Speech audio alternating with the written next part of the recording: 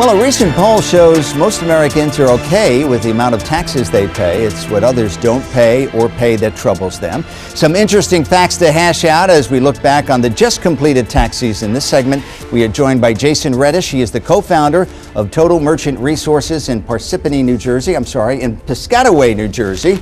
And also Thomas O'Connell, the president of the International Finance Advisory Group. And our friend Jim McCarthy has joined us as well. He's from Directional Wealth Management. So let's discuss taxes. I was surprised to find out that most Americans are okay with the taxes they pay right off the bat. Because if you watch the media, clearly they're not okay with the taxes they pay and they're disturbed by it.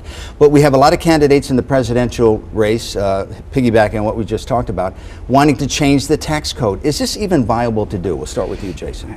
It makes great political sound bites. It does. It really does. And it's definitely a major issue on the campaign trail. But if you look at the statistics, according to the Washington Post, low-income people are paying 19% of the taxes that are out there. Middle income, they're paying about 27%, and the top 1%, they're still paying 24% of the taxes. So what you're saying is it isn't fair? It's actually, no, I think it's spread out pretty fair. Okay. I think where you really get the issue is corporate taxes and the corporate tax loopholes. And I think that's what really needs to be looked at. It's extremely complicated, and it incentivizes people to go overseas, and that's where a lot of money is buried, these tax havens. There's one thing I could say Donald Trump's right about is repatriating a lot of the overseas assets back into this country. Tom, do you agree with that? I do. The issue with the corporate taxes, let's take GE for example. Okay. Back in 2007, they got a taxpayer bailout of billions of dollars. Yes. They in turn in 2008 wrote off all of their losses and ended up paying zero corporate taxes for that year. So is that unfair? Absolutely. The small business owner is the person who's really getting hurt the most out of this because they don't get the loopholes, they don't get the tax credits, deductions. They don't have the legal team either. And they don't get the taxpayer bailouts that these big companies have. And I agree with Jason that we need to move that money back here onshore and get some of those tax dollars. These are the same companies that donate, not to be sarcastic, but these are the same companies that donate to the candidates who are elected and so on. Absolutely. And there's some quid pro quo. Absolutely, yeah. We have to get rid of those loopholes. A corporate flat tax, I think that makes a lot of sense. Is it viable? I don't know the answer to that. I'm not a politician. I don't work in government, but we need to make it so that these guys are paying taxes. Jim, did anybody ever come in your office and say, I'm okay with the taxes I pay? Has anybody ever said that to you? Not my clients. That's what I thought. But 53% of those surveyed say they're okay with the taxes they pay. They think others should pay more or less, but they're okay with their taxes. I think for the most part, people are okay paying taxes. They realize that that's part of the American way, but they're not necessarily okay with what they have to pay. And unfortunately, a lot of things are not equitable. In the tax code. So somebody could be, depending on their personal situation, what their income, what their deductions are, somebody with a low income and high medical expenses, they get hurt because they really don't get the advantage of being able to deduct some of those expenses. Conversely, we've had candidates say we certainly have to reform the tax system. And I think it was Senator Ted Cruz who said, I'd like to make it the size of a postcard. What did you make? What, 17%? Abolish the IRS. Is that feasible? I don't think so. I think 75% of Americans want a progressive tax rate. They don't want a flat tax. Based on what you earn? Based on what you earn. And the flat tax is an agenda for wealthy people. And the only way, the one thing I do agree with him on is you have to get the money out of the politics to get any of this done. You have to end Citizens United. There's no way these lobbyists can donate all kinds of money to candidates and expect these candidates to vote against their interests. And that's the only way things are going to get changed. All right, not to get too political here, but the change has to come from Congress. The change has to come from the executive branch, the president, and so on. There seems to be a lot of chatter about it, Tom, but not much gets done. I think the changes have to come from the American people themselves. Most people pay taxes as they get their paycheck. Right. I think if people didn't have to do that and on April 15th they all had to pay a lump sum bill for their taxes, we'd have a revolution. People don't realize how much money they're paying in taxes. They pay more in taxes than they pay for food, housing, and their own personal entertainment. I think what the American people need to do is stand up and say, hey, look, we've had enough. and we need to make these changes. Then they're going to elect the congressional people, the senators, the presidents, and so on and so forth, that are actually going to make effective changes. But every candidate says, I'm going to lower your taxes. I think Walter Mondale in 1984 said, I'm going to be honest with you and raise your taxes, and he was crushed. It's a mathematical impossibility for them to lower taxes.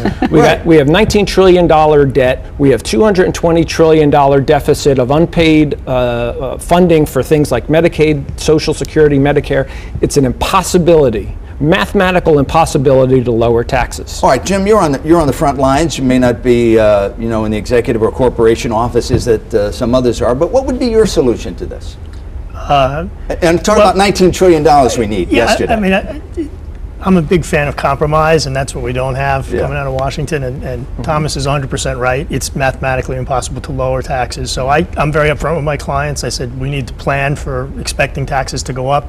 Now that doesn't mean we just unilaterally raise the taxes, because I'm not sure the government is the best manager of capital, my capital, my clients' capital in the form of their taxes.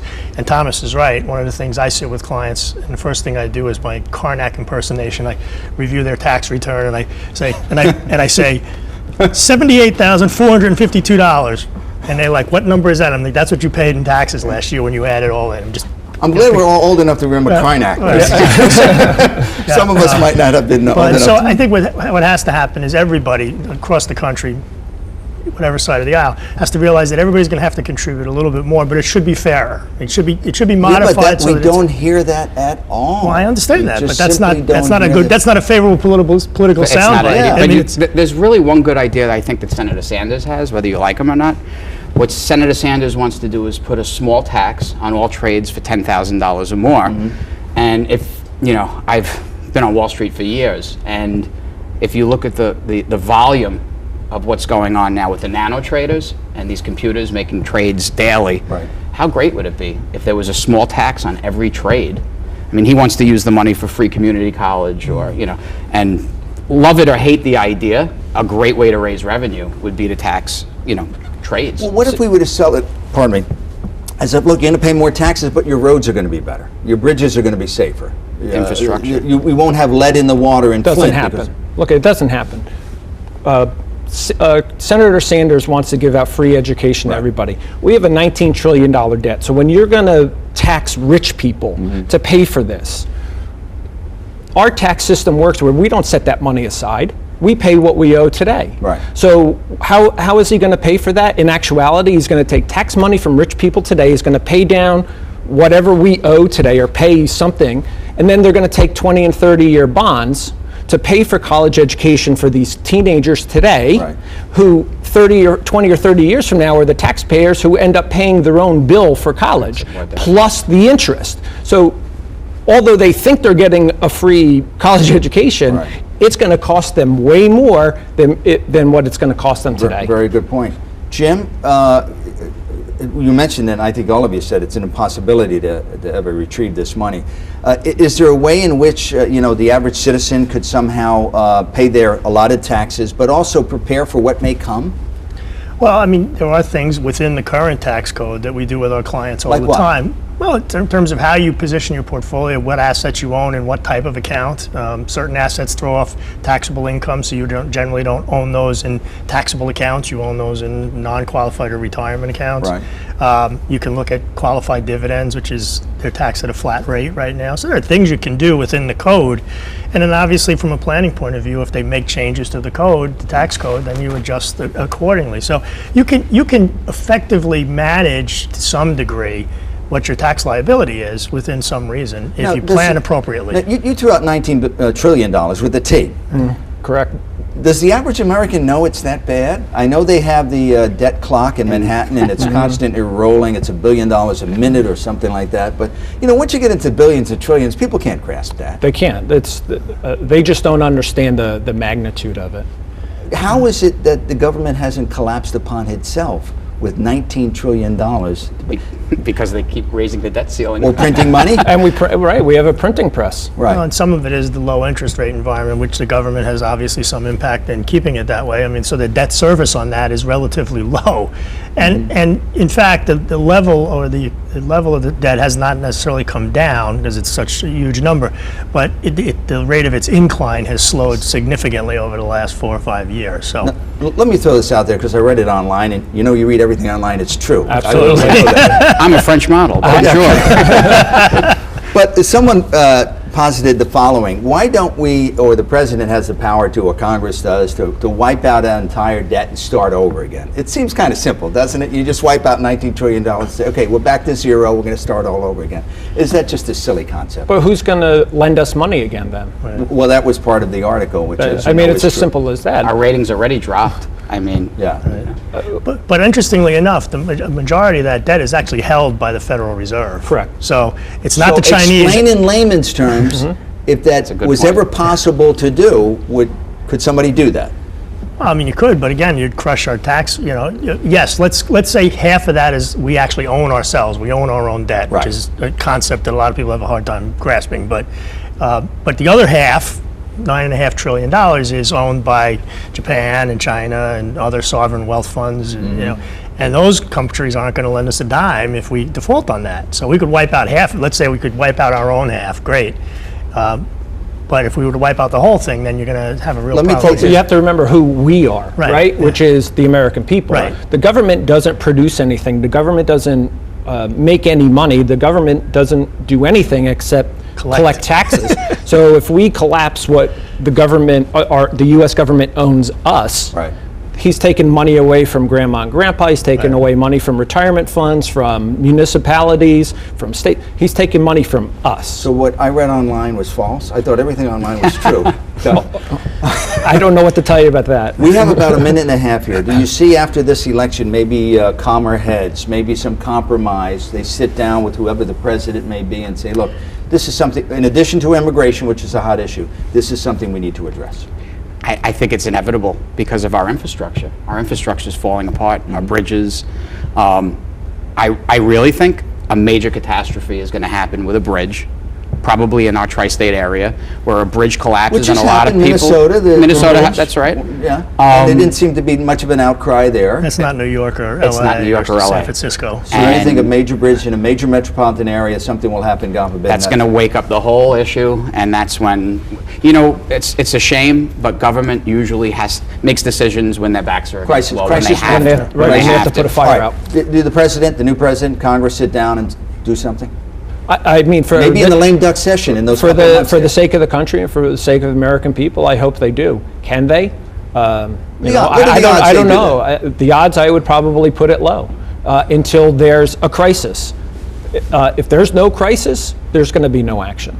Kick the can down the road if there's no crisis? I think Citizens United is one thing, is a big issue. I think term limits are essential in Congress. You got to get the people turning over because then you get fresh ideas and nobody gets entrenched and gets more worried about. They're actually trying to do something because they've only got 4 or 8 or 6 years. Congress or has a couple of years. Congress people have a couple of get years. rid- but I mean, give them 2 or 3 terms, but not lifetime. Some of these guys are there 40, 50 years. right. And they have to telemarket 6 hours a day. Did Yeah. you know that? 30 I saw in 30 60 hours a Minutes, week, yeah. they have to telemarket 30 hours a week to raise money. Get rid of their pensions, get rid of their health care, Well, that's and they won't be able to afford to stay in office. Wouldn't you have to vote on that to do that? Let's Yeah. pass an I don't amendment. think they're going to do that. No, he's right, though. good point. Thomas is right. If the citizens stood up and voted these guys out, Yeah. or voted for, putting up enough noise to make an amendment, then it would change. I mean, The problem is Right? systemic. I think the problem is systemic. Once they get in there, they all become pretty much the same thing. Because Absolutely. well, it is. You I know may what be cynical. You know what I think the problem is? In New Jersey, they wanted to raise the gas tax for infrastructure. And it's a great idea when gas is at $1.90 a gallon. When gas goes back to $4 a gallon, what happens? But you have to remember that gas tax is going to affect the lower income people the most. Right. Okay. Well, we have to leave it there because we've run out of time. We're going to stick around, some of you are at least. When we come back, musician Prince and so many other famous people who have headed to the great beyond and have done so leaving absolutely no instructions on what to do with their money. We'll explore that when we come back.